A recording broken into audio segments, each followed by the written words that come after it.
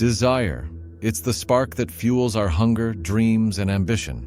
But when left untamed, it becomes a fire, one that burns purpose, peace, and clarity to ashes. In Islam, desire is not rejected. It is respected and then restrained. Because the real battle in this life is not fought with swords or slogans. It's the battle within, a war between who you are and who you're meant to become. This is the war between desire and discipline. And in this war, your greatest enemy may be yourself.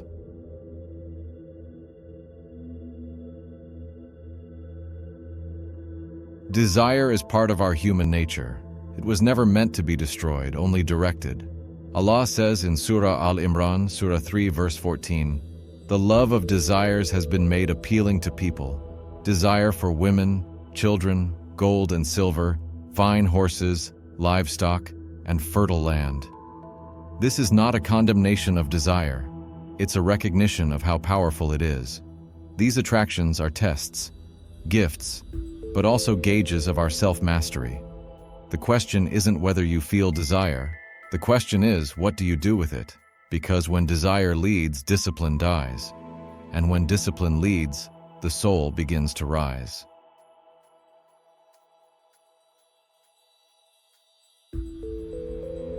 We are told by society, follow your heart, do what feels right. But the heart can be impulsive. Desires can lie.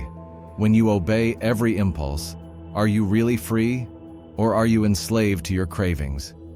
In Surah Al-Jathiyah, Surah 45, verse 23, Allah asks, "Have you seen the one who takes his own desires as his God? What is a God, except that which controls your actions? When lust, anger, greed, or ego control you, they become your God. You were not created to be a slave to your urges. You were created to rise above them. True freedom is not the ability to do whatever you want. True freedom is having the strength to choose what is right, even when you don't want to."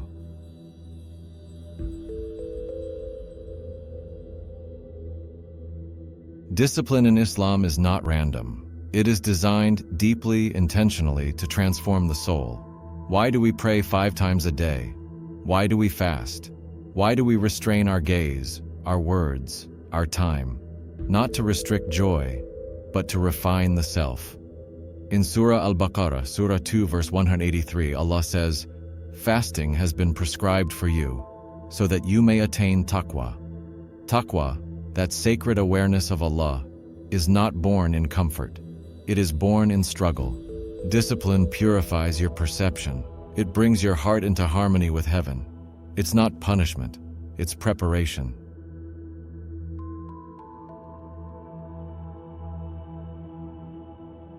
The Prophet Muhammad, peace be upon him, called this the greater jihad, the struggle against the self. Because the war within is subtle. It doesn't shout. It whispers. It tells you, just this once. No one's watching. You deserve this. But the Quran doesn't ignore this inner voice.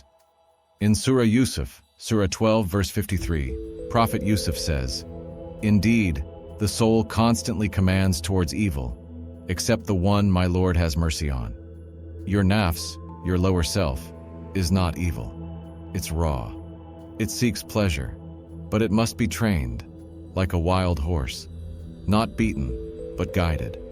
You are not expected to be perfect. You are expected to resist.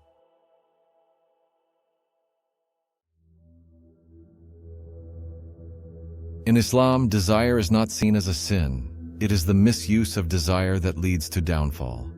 Even spiritual desires, like being known for your piety, can become traps of the ego.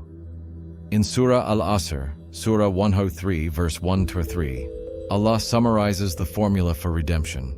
"By time indeed humanity is in loss, except those who believe, do righteous deeds, encourage truth, and encourage patience." Patience is the fuel of discipline. And truth? It begins with being honest with yourself. Your desires are strong, but they don't define you. You were not created to be led by instinct, but to lead with intelligence, humility, and remembrance.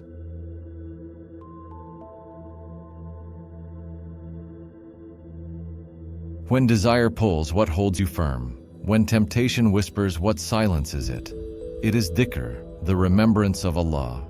In Surah Ar-Ra'd, Surah 13, verse 28, Allah says, "Surely in the remembrance of Allah do hearts find peace." You don't defeat desire through willpower alone. You defeat it through connection. Discipline fueled by love, not guilt, transforms you. The one who remembers Allah frequently begins to remember who they truly are.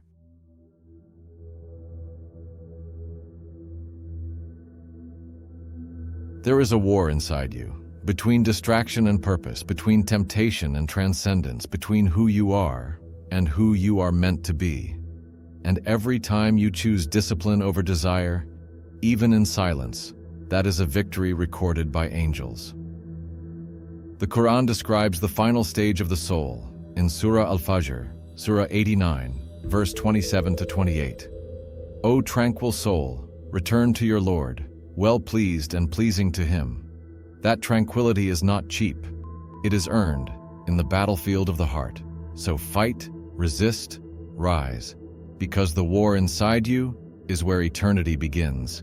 This is Divine Paradox, where Islamic philosophy meets modern struggle.